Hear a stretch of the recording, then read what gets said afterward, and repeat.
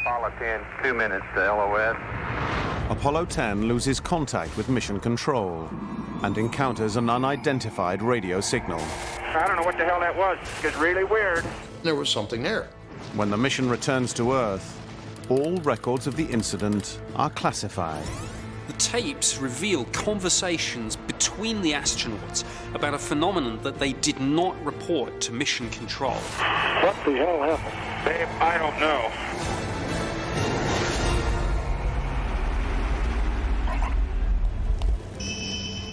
May the 18th, 1969. Apollo 10 prepares for launch from the Kennedy Space Center. 40 seconds and counting. Tom Stafford making a final check of his computer. Apollo 10 basically ran a dress rehearsal for Apollo 11's lunar landing. Launch commit. Liftoff. We have liftoff. They did everything Apollo 11 would do short of landing on the moon's surface. This was the most complicated mission to date. Apollo 10, this is Houston. You're halfway, over.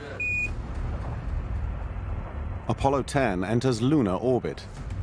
As they pass around the far side of the moon, the astronauts lose all contact with Earth. It's about an hour on the backside of the moon, away from Earth, where you lose radio contact. During this hour, the astronauts are on their own. No one on Earth can see or hear them. When they emerge, they seem to have survived their voyage around the far side unscathed. Houston, you can tell the world that we have arrived. As far as anyone on Earth knows, this mission is going like clockwork. Everything according to plan. There's nothing irregular going on at all. But nearly 4 decades later, lost recordings emerge, revealing an unsettling incident on the far side of the moon. There are recorders that record whatever's going on the backside, and then you do a data dump when you come around the front side. And Houston or Mission Control then can see what happened when you were around the backside. After the NASA astronauts return to Earth, Roger, Houston, we are returning to the Earth, over. NASA transcribes the tapes, then buries them in the archives, without comment. These conversations are recorded in the transcripts, but those transcripts were classified. NASA would withhold information from the public if they thought it was in the public's best interest. Even after declassification, the transcripts lay undiscovered in the NASA archives until 2008. Finding record of this conversation is like finding a needle in a haystack. It takes years to come to light. The tapes contain recordings of strange, otherworldly music coming through the Apollo module's radio. The conversations that follow the sounds make it clear they are unlike anything the astronauts have ever heard. That music even sounds outer spacey, doesn't it? Do you hear that? That whistling sound? In their headsets, it sounded like a woo-woo kind of a noise. Sounds like, outer space-time music. If I were to hear something back there, the first thing probably would freak me out. Boy, that sure is weird music. Over the course of an hour, they mention it multiple times. This is not just some anomaly. This is something that they're all really hearing, and it's really weird. The astronauts struggle to identify the cause of the strange sounds. The sounds that the astronauts heard could not be coming from the planet Earth because they're on the far side of the moon, out of contact with the Earth. I'll tell you, John, that music is really weird. I know it. No one will believe us. This was the far side of the moon. For all they knew, anything could have been down there. Could this be an alien signal? Is that what we're hearing? After almost an hour of transmission, the sound stops. Boy, it got quiet, didn't it? Before they re-enter radio contact with Earth, the astronauts discuss whether to report their experience to Mission Control. Who's gonna believe it? Nobody. Shall we tell them, buddy? I don't know. We ought to think about it. The Apollo 10 sounds remain a mystery for decades, until another NASA probe uncovers a possible clue to their nature. The Cassini spacecraft picked up broadcasts like this from Saturn. These noises, some of them are really weird. They even sound, under some conditions, like strange alien speech. For the sounds from Saturn, there is a scientific explanation. These are caused by charged particles moving through Saturn's magnetic environment. Imagine being on the backside of the moon, all alone, away from the Earth, and hearing these kinds of sounds. I can understand how they could have been unnerved. But the unsettling noises the Apollo 10 astronauts heard could not be caused by magnetic fields. The moon doesn't have an atmosphere or a magnetic field, so we wouldn't expect it to be making any transmissions that could be picked up on a radio. Since the sounds can't be from the moon, NASA's radio technicians come up with their own theory. The radios in the two spacecraft were interfering with each other. They were on VHF, and there was a bit of radio interference, and that was the source of the sound. But Apollo astronaut Al Worden doesn't agree with the radio theory. The Apollo 10 crew is very used to the kind of noise that they should be hearing. Logic tells me that if there was something recorded on there, then there was something there. Well, I don't know what the hell that was, babe. The Apollo 10 astronauts never publicly discussed what they heard. If you're an astronaut and you start hearing these strange sounds, what are you going to do? They were all absolutely petrified of being grounded if there was even the slightest question mark over their state of mind. So what do? They stayed silent. To date, the origin of the noises mentioned in the Apollo 10 recordings remains a mystery. I suspect there's a very, very clear cause of what they heard on Apollo 10, which maybe we haven't uncovered yet. I just think we don't understand it.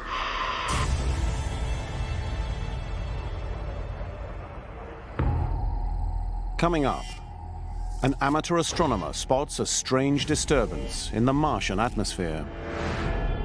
This is something that no one had ever seen around Mars. To create a structure this large, something big happened here. At the height of the Cold War, a U.S. defense radar detects an unidentified object in an impossible orbit around Earth. The first reaction was, what the hell is it? We don't have that kind of capability. The Soviets deny all knowledge of the mystery craft. When you can keep your enemies guessing, you're ahead of the game. It becomes known as the Black Knight satellite.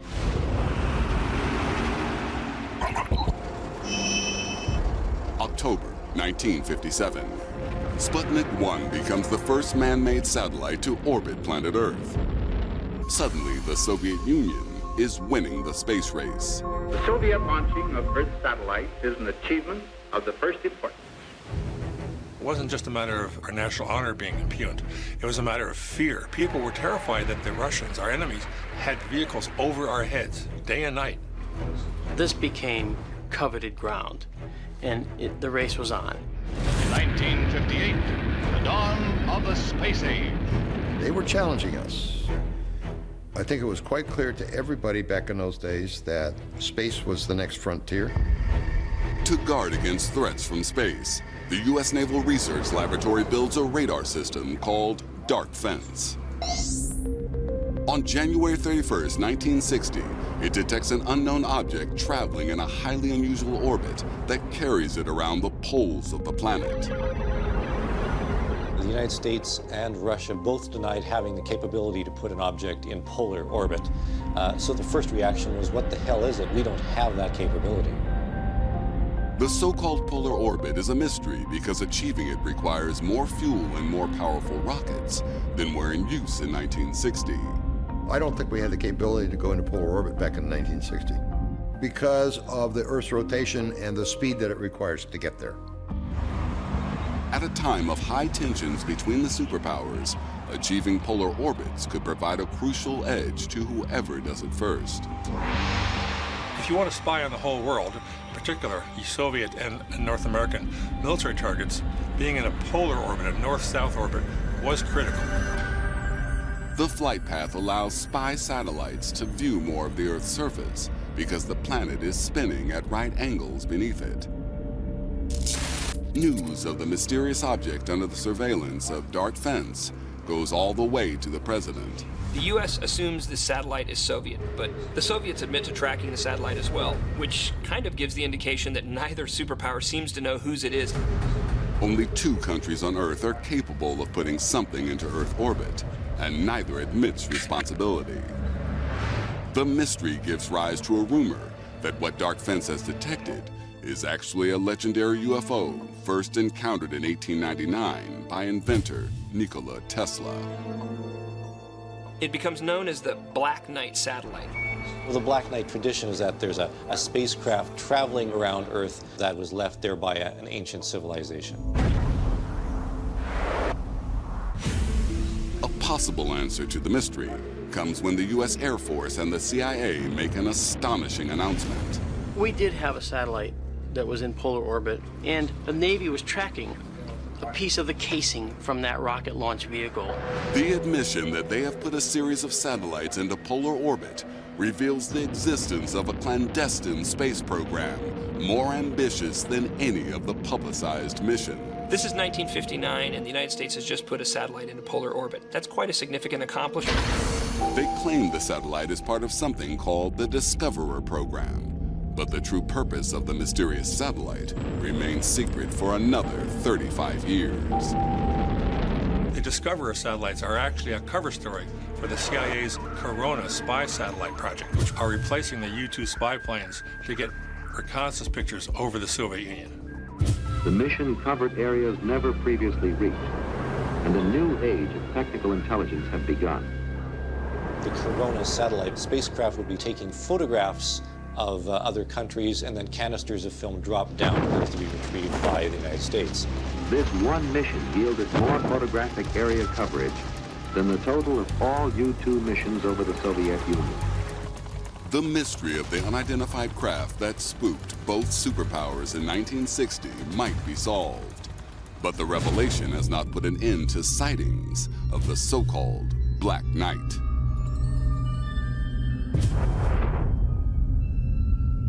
The truth is, no one knows what's out there.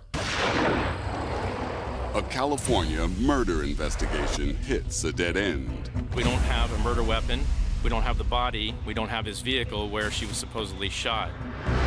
Until a NASA rover uncovers a crucial clue. The police thought that they had solved the murder case right then and there.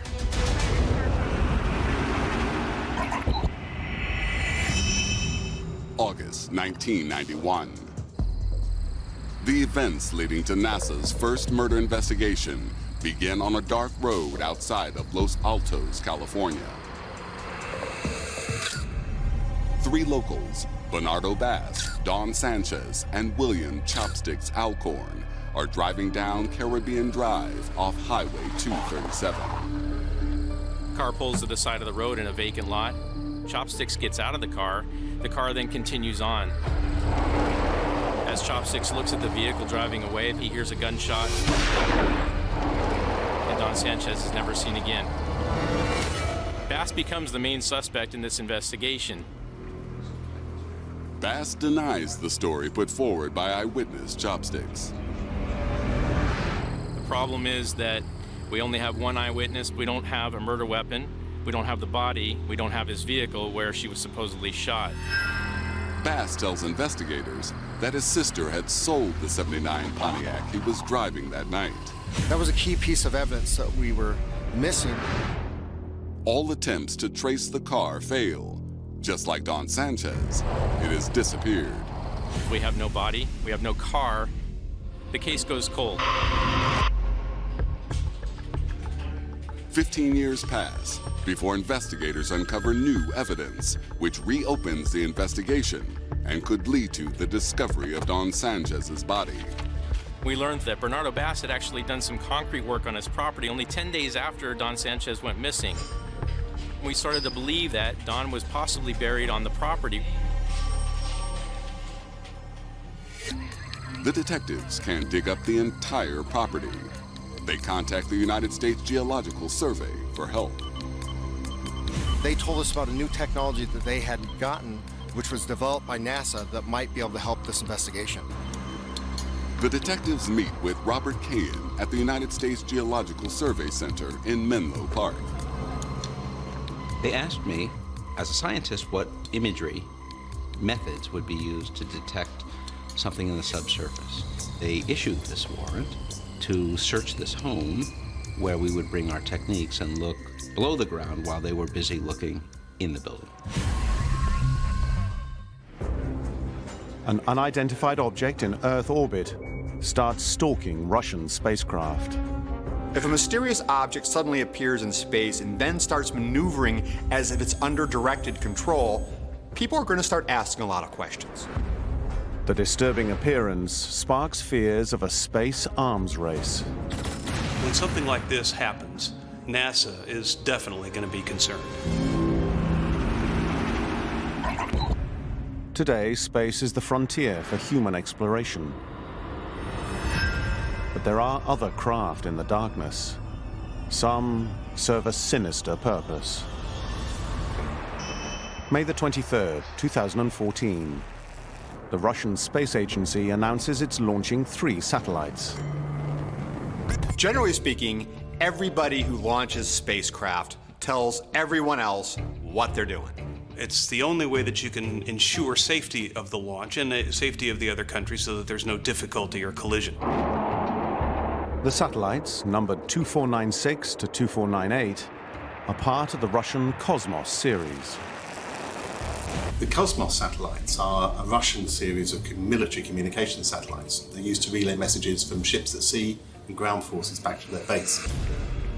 Space enthusiasts across the globe tracking the 3 new satellites see something totally unexpected. A 4th object appearing in Earth's orbit. So when Russia launches 3 satellites and acknowledges that and tells everybody, and then does a 4th, it's not only mysterious and concerning, it could be potentially dangerous. At first, amateurs assume that the mystery object is space junk. You do get plenty of space junk which comes from the launchers and from operations in orbit, but this is unusual. It seems to be moving in a fixed fashion. The US Department of Defense begins to track the 4th object. To their amazement, it starts to move like it has a mind of its own. This isn't a weather satellite or communication satellite. Those don't maneuver very much. If you have an object that shows up in space that is clearly under intelligent control, you're going to have a lot of people asking questions about what's going on. The mystery deepens when the object then seems to rendezvous with other Russian spacecraft. If in fact the Russians have very maneuverable spacecraft, satellite or otherwise, that can change orbit, that can go to other satellites, there are a lot of possibilities on what that could accomplish, all the way from being a repair station or a refueling station for other satellites. Despite repeated requests for information, the Russians refuse to comment on the unidentified object. Part of the Russian rules are to deny everything and admit nothing. The Russians aren't saying anything. It's like, go home, nothing to see here. I never believe them when they say that. You know, I don't believe anything that they say anyway, so I feel like it's something that we always have to look into. The West faces the alarming prospect that the unidentified object could be a new breed of space weapon. The idea of anti-satellite weaponry is old. It goes back to when satellites were first developed. If somebody's going to put up a satellite, somebody else is going to say, well, we'll take it out. You don't need James Bond laser beams to kill satellites. You need other satellites to kill satellites. Things in orbit are actually moving quite fast. And to destroy something in orbit, all you have to do is put something in front of something else. If Russia's mystery object is a satellite killer, it could mark the beginning of a space arms race. For one of the great powers to destroy the satellites of another major power would be a really dramatic act and be the precursor to something major and dangerous. If it happened during a time of escalating tensions, it could be the prelude to war. Russia's military intervention in the Ukraine has raised tensions with the West to their highest level since the Cold War. And deployment of a space weapon would violate a major international treaty. Every major space power has signed up to the Outer Space Treaty, which bans the development of weaponry in space. That doesn't mean that it can't be done in secret, though. After 7 months of increasing pressure from the West, Russia finally breaks its silence. They claim the object is nothing more than a university experiment. At first, Russia doesn't even acknowledge it. Then they say it's doing peaceful university science. Well, why didn't they say that when it was launched? It could be a spy satellite. It could have abilities to inspect things on the ground or other objects in space that we don't know about. The Russian object gets the name Cosmos 2499. If it does have any offensive capabilities, they remain hidden. Russia rarely tells you the truth, it seems, and if they do, it's to their benefit. As NASA's New Horizons probe approaches the dwarf planet Pluto, Mission Control loses contact. We lost all communications with the spacecraft in a period of about a second and a half. Now, NASA must fight to save the $700 million mission. The whole mission could be over in the blink of an eye.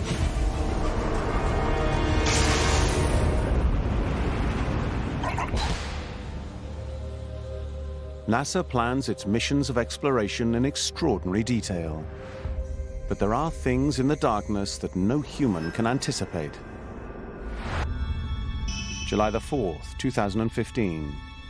NASA's New Horizons space probe is just 10 days away from Pluto and 4.8 billion kilometers away from Earth. Its mission is to photograph Pluto's surface, collecting new data about this mysterious dwarf planet. The New Horizons project is the first time that humankind has explored Pluto and the Kuiper Belt. It's all coming to this moment after 9.5 years of flight and who knows how many years of development before that. So this is right down to the wire. New Horizons Mission Control is preparing for the spacecraft's flyby of the unexplored world when it suddenly goes quiet. I got a phone call from my project manager, and he called me to say, Alan, we've lost contact with the spacecraft. That should never happen. The out-of-log message on the computer screen means they are getting no data from the spacecraft. Something has happened to New Horizons on the approach to Pluto. It's about the worst thing that can happen in a space mission, because if you can't communicate with it, then you can't even begin to diagnose and solve the problem. Unless a solution is found, this could be the end of the mission. Over 15 years of hard work could all be for nothing. No communication means no data. 10 days before the flyby and only 3 days before the flyby data collection is to begin, we're presented with the biggest emergency in the mission.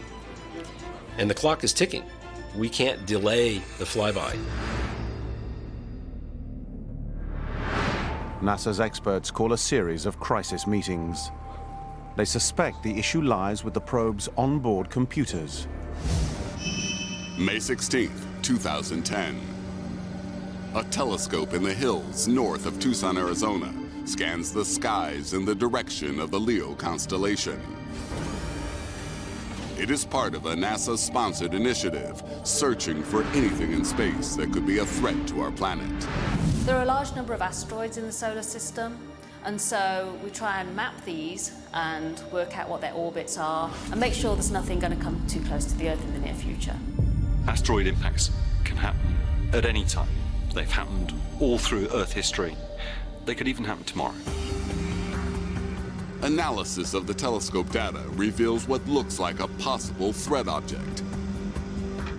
The observers send details of the newly discovered object to the Minor Planet Center in Cambridge, Massachusetts, where it is given the asteroid designation, 2010 KQ. But almost immediately, scientists notice something strange. Most asteroids have orbits that take them round and round the sun. This thing is really weird because it seems to have almost exactly the same orbit as the Earth. The object seems to be tracking the Earth. If you can't explain exactly what it is, then it's time to consult with other experts. What are we dealing with here? NASA uses an infrared telescope facility in Hawaii to take a closer look. There's something really weird about this one. By studying the brightness of 2010 KQ, they're able to determine its size. This thing is tiny. It's only a few tens of feet in length, which is much smaller than most asteroids. The object's small size is not the only strange thing about it.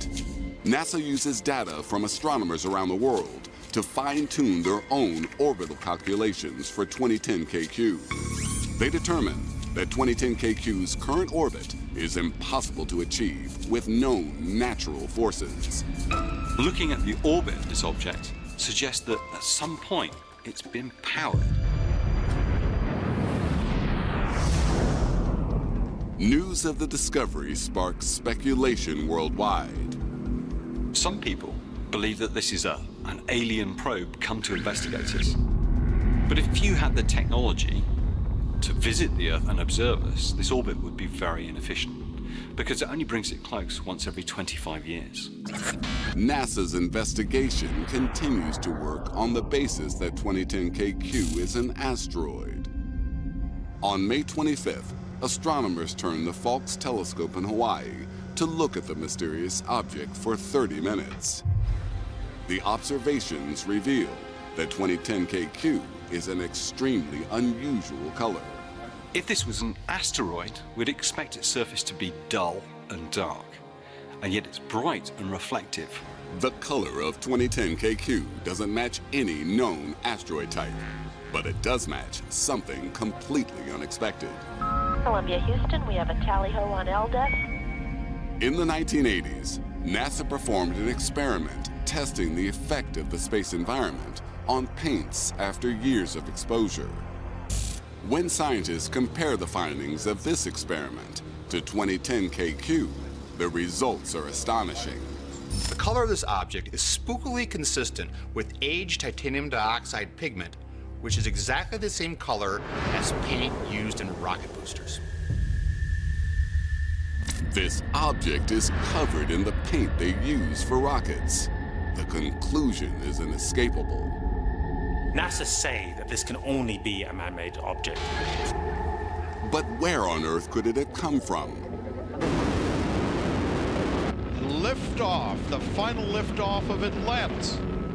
When shuttles or some satellites are launched, once their booster rockets are spent, they detach and fall back to Earth. Tracking the trajectory of this object, you can trace it back in time and see that it could be associated with a debris from a rocket launch around the middle of the 1970s. Tracing its orbit back through space and time, scientists conclude that it must have left Earth orbit in April 1975. This narrows down the search for 2010 KQ's identity. We're almost certain that this is the upper rocket stage of a Russian lunar probe. But there's a problem with this theory.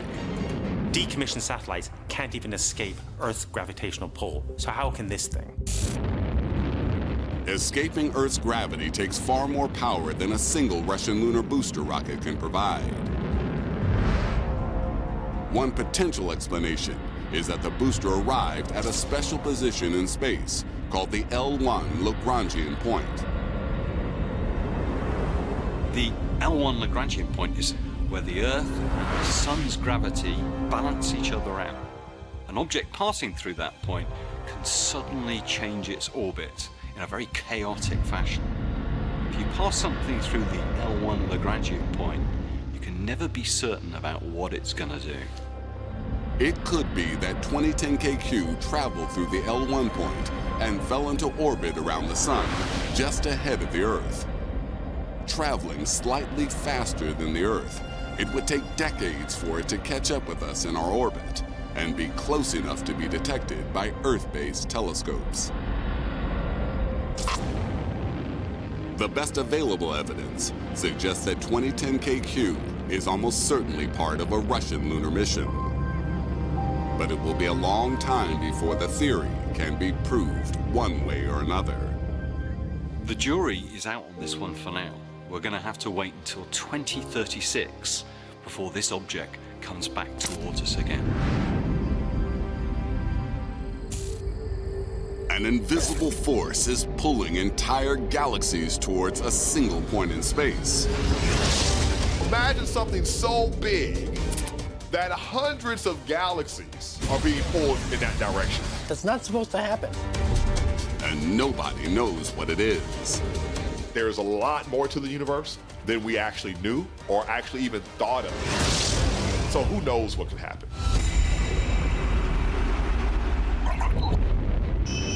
June 2001.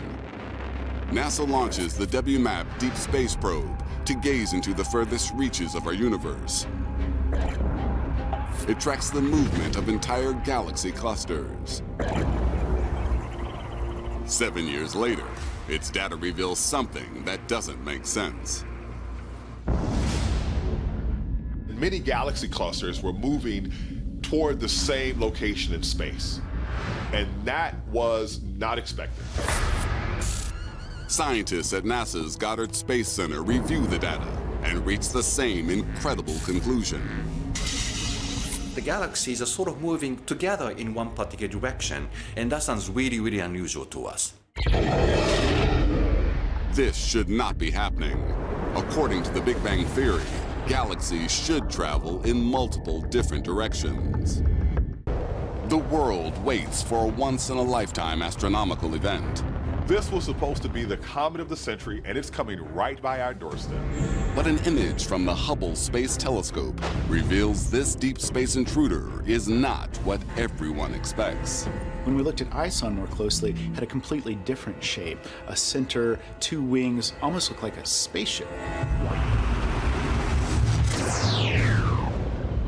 Ancient cultures all around the world view comets as harbingers of doom. But with the advance of science came understanding, and the terror receded. In 2013, when the eyes of the world turned to the skies for the arrival of Comet Ison, they do so without fear, at least at first. Comet Ison was promoted to be the biggest, brightest comet in a long time. And so everybody was looking for Comet Ison. People had high expectations for it in terms of what it would look like and what scientific value it would have. Since the comet's discovery in September 2012, NASA has tracked the chunk of ice and dust all the way from an outlying region of the solar system known as the Oort cloud. The Oort cloud is a collection of comets orbiting the sun about 10,000 times as far from the sun as the Earth is. Out of the millions of comets stuck in distant orbits, something propels Ison on its multi-million-year trip into the sun. And our planet is right in the firing line. We don't have too many of these that we see that get that close to the sun. And so it's very intriguing to watch this.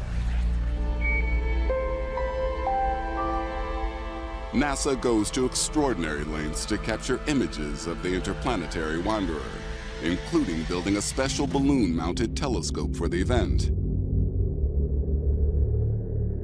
But it is an image from the Hubble Space Telescope that creates shockwaves on Earth. When we started looking more closely, it had a shape that didn't make any sense to us. It was almost a triangular shape, something that looked very artificial. So you see this sort of glowing V-shaped object, and to the untrained eye, it could be a very sci-fi Battlestar Galactica looking event. Looking at the photograph, it's easy to understand why somebody might think that's an alien spacecraft. It looks like something straight out of Close Encounters. Well, if you think about it, a comet is actually a perfect sort of one-shot disguise for a spaceship flying past the Earth. Anticipation builds as it heads towards the sun. But after the early intriguing images, the so-called Comet of the Century fails to re-emerge from behind the star. Suddenly, it's gone. It's as if this massive thing just vanished. Desperate for an explanation, NASA searches the comet's projected path with telescopes on land and in space. We think we've lost it, and then suddenly, boom, there it is. But the intruder from the outer solar system seems to have suffered during its brush with the sun. The object passes so close around the back of the sun that it gets intensely heated and completely destroyed. All that is left is dust and gas. Ison's destruction leaves scientists with very little data about the comet. Mark D'Antonio has been investigating the Hubble images.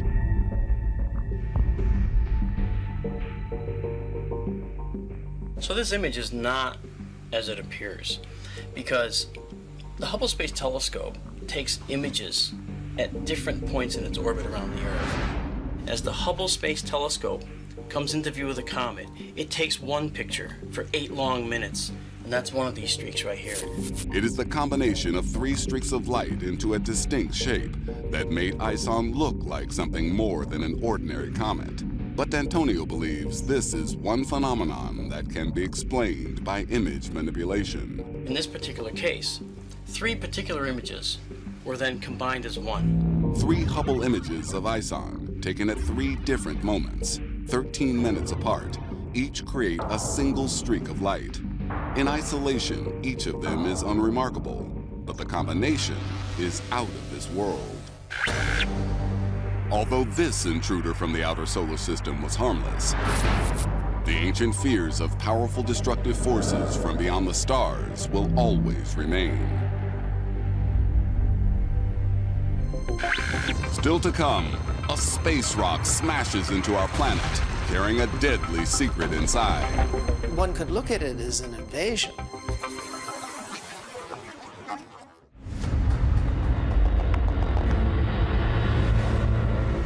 When a rock from outer space smashes into Earth, scientists face a frightening possibility.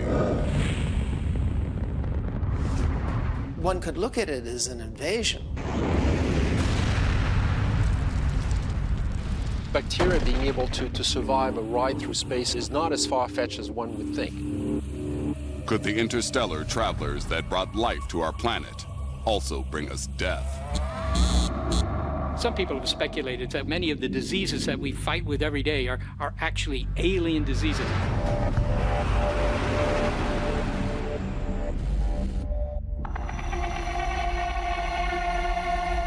For decades, scientists have struggled to find the origin of life on Earth.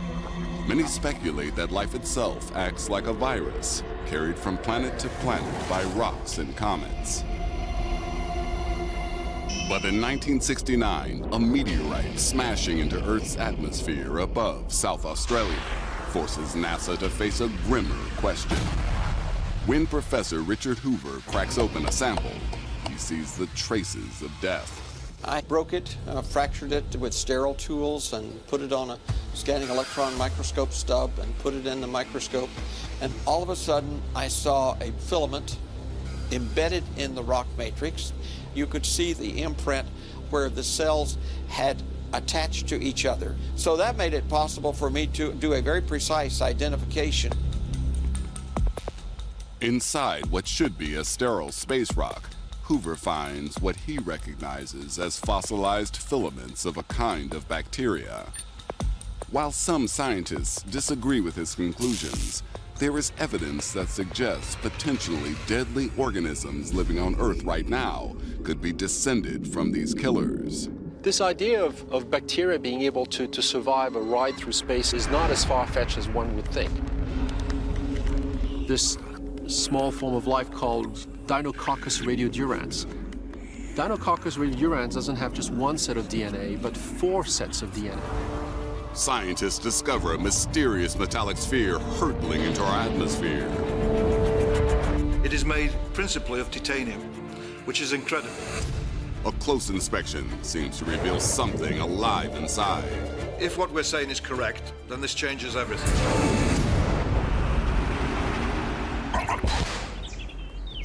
July 31st, 2013. A team of astrobiologists from the University of Sheffield searches for signs of alien life infiltrating our atmosphere. They use weather balloons equipped with GPS technology to gather evidence.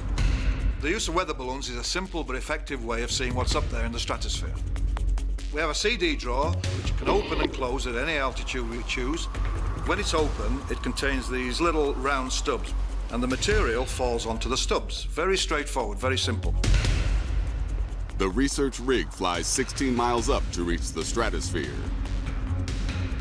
At this altitude, temperatures reach -68 Fahrenheit, and 100-mile-an-hour winds are common. We're talking about essentially fishing trips. We send up balloons and we catch what we catch. After 17 minutes of sampling at 84,000 feet, the CD drawer closes and the payload parachutes back to Earth. The team follows strict protocols to prevent contamination while taking the samples back to the lab for analysis. So we put the stubs into this very high-powered scanning electron microscope that looks at the surface of the stub. The samples sit on small circles of sterile carbon. On one of them, the team spots a strange sphere about the width of a human hair. Now this is a photograph, an image of what we see down the electron microscope. You can see it's a spherical ball. I don't know why it's spherical, except that spheres are very stable objects. Some observers claim the sample is no mystery. It is similar in size to grass seeds or grains of pollen. Both occur naturally at high altitudes. There have been records even of spiders being found in the stratosphere and microbes. If hurricanes and other weather phenomena can bring up spiders into the atmosphere, then yes, I would expect that grass seeds and pollen can get there as well. The Sheffield team bombards the strange sphere with X-rays to get clues to its chemical composition. We did EDEX analysis, X-ray analysis. We find that it is made principally of titanium with a little bit of vanadium, which is incredible. Titanium is a rare metal, normally found deep in the Earth's crust, not over 15 miles above the Earth's surface. Microscopic investigation of the sample reveals another startling discovery. A dent in the hard carbon surface of the sample collection stub resembles a tiny impact site. So we've got this amazing impact crater. Now that is kind of equivalent to the impact crater that an asteroid would cause if it hit the Earth. So we think this is a mini asteroid, as it were. But critics point out that finding titanium entering Earth's atmosphere is possible. It could simply be a fragment of space junk. One has to remember that there are particles of titanium in Earth orbit that re-enter all the time. These are particles that are put there by exploding spacecraft in low Earth orbit. It's not surprising that they eventually get captured by the Earth's atmosphere and come down. When the team attempts to move the sphere, they make a disturbing discovery that makes the space junk hypothesis seem unlikely. When we move the ball across, material streams from the ball. When we do an analysis on that, we find it's made of carbon and oxygen with a bit of nitrogen. There is something oozing from the metal sphere, and tests reveal the strange material contains organic matter. So it's living biological material, we believe. So this material has been inside the sphere, and now, because we're moving it across, it's oozing out. The discovery of organic matter inside the sphere opens the door to an amazing hypothesis. When I say this sphere, one possibility that comes to mind is that maybe it's a delivery system for panspermia. The idea of panspermia is life everywhere, that microorganisms could be widely distributed throughout the cosmos and could be traveling from one body to another. Seeds can travel through space. Spores can travel through space. Life is not blocked by space. Not everyone accepts the claim that the sphere is transporting life from an alien world. It seems a leap to to suggest that it comes from outer space rather than from Earth. Exceptional claims require exceptional evidence. It is unlikely that such a tiny piece of metal could have traveled across space on its own, but the Sheffield team believes it may have been part of something bigger. So what we're thinking is possibly this material comes from comets, so it's coming in large pieces of ice. Life could be trapped in the ice and sent out from other parts of the solar system that could then travel to Earth, go through the atmosphere, and land in our oceans and take up residence. If the metal sphere is indeed traveling between planets, seeding biological material, the implications are staggering. If what we're saying is correct, then this changes everything. It changes biology. Biology is no longer an Earth-centered subject, it's connected to the cosmos. We're talking about life everywhere.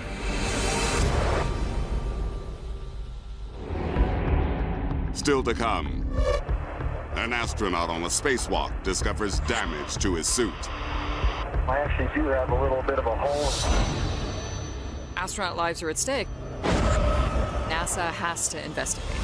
200 miles above the surface of the Earth, an astronaut discovers a breach in his spacesuit. There seems to be some kind of a cut on his glove. You get a hole in your suit. That could kill you very quickly. NASA launches an investigation to find out what caused the potentially deadly damage. They noticed several cuts in the fingertips on both of my gloves, as if someone had taken a razor blade and cut the rubber material. Here we go. From Rick Mastracchio's helmet camera, good view as Clay Anderson emerges to begin the second spacewalk of his career. August 15th, 2007. ISS astronauts Rick Mastracchio and Clay Anderson are almost 5 hours into a spacewalk. Their mission is to reposition one of the station's communications antennae. An astronaut outside doing EVA is able to improvise or fix things that might be more difficult to do robotically. A mysterious object appears on the cameras of the International Space Station. Whatever this object is, it doesn't appear to be anything that's docked with ISS before. Moments after the object materializes, the live video feed goes down. What's going on? Is there something NASA doesn't want us to see?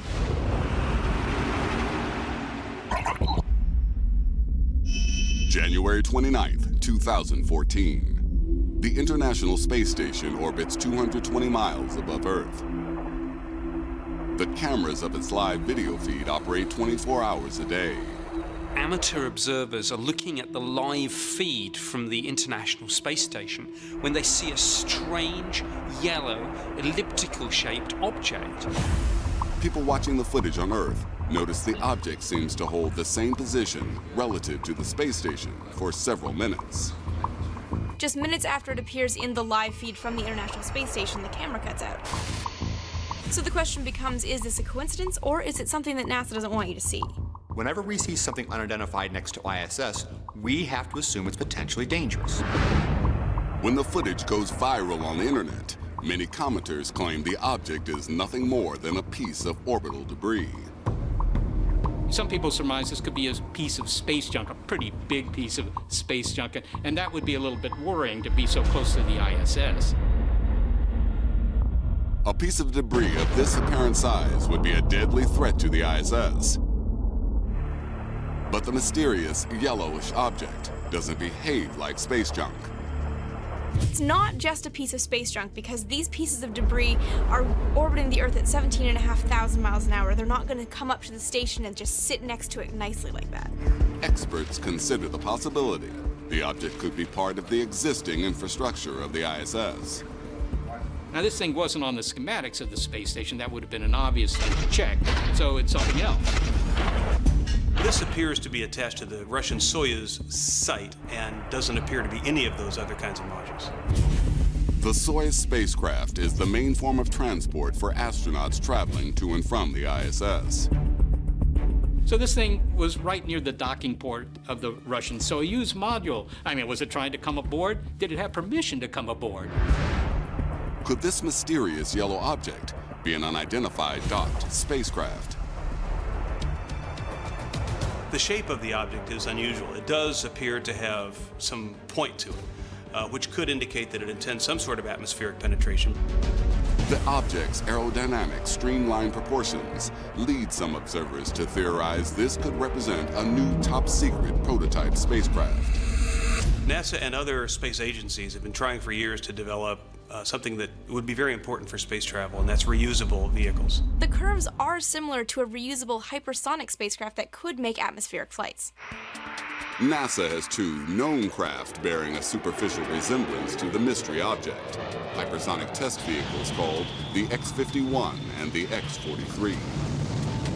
They have set world speed records for airplanes, although they're unmanned, of Mach 5, 6, Mach 7. That's called hypersonic. But neither of the known NASA craft are designed for space missions. There have been some who speculated that this object was the next iteration of the X-51 or the X-43. I don't believe so. The X-43 and the 51 were both what are called air breathers, and that means they had to have atmosphere in order to fly.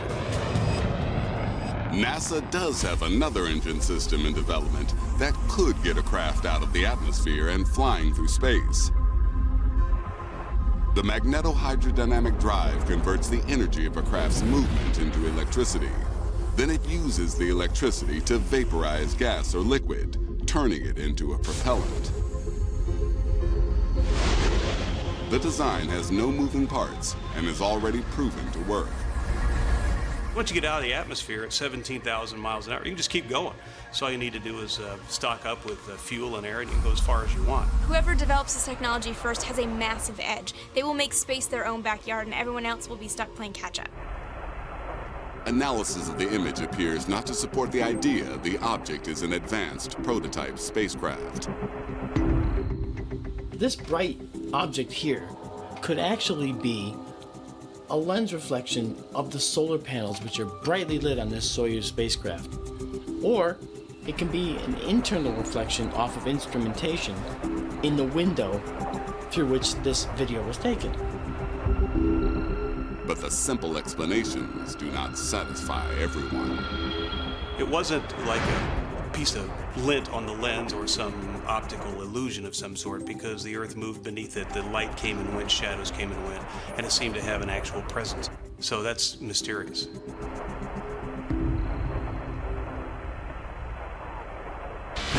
Coming up, panic spreads as scientists discover living organisms falling from the sky in a mysterious blood-red rain.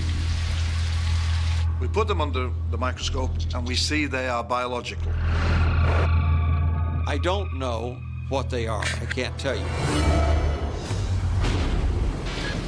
A storm of blood-red water falls from the skies of southern India. It looks like a red rain of blood, like something out of a biblical plague. Analysis of the strange fluid seems to show the presence of something living within it. It seems like the more we learn about this organism, the less we know.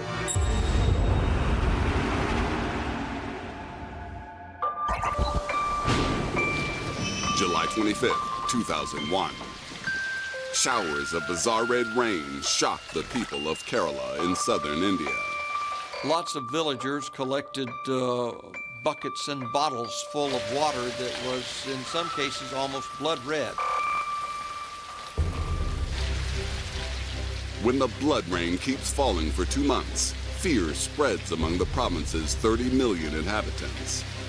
It wasn't a simple event that happened in one tiny place. It was over a widespread region, and the amount of water involved was huge. If something like this is going to happen in your hometown, you're going to want to know what's going on. 2 Indian scientists decide to investigate the mystery. The 2 scientists who investigate this go out to collect samples to find out why the rain is red. Dr. Godfrey Lewis and Dr. Santosh Kumar gather samples of the mysterious rain and speak to witnesses about the events leading up to the rainfall. Scientists asked local people and discovered there was a loud boom just before the red rain started to fall. An official report suggests the loud bang could have been a sonic boom caused by a meteor exploding as it hit Earth's atmosphere. A disintegrating meteor could explain the red rain. If the meteor exploded, dust could have remained in the atmosphere, and that could have affected the color of the next rain when it started to fall. It's a plausible theory. Earth is bombarded by up to 78,000 tons of meteorites every year.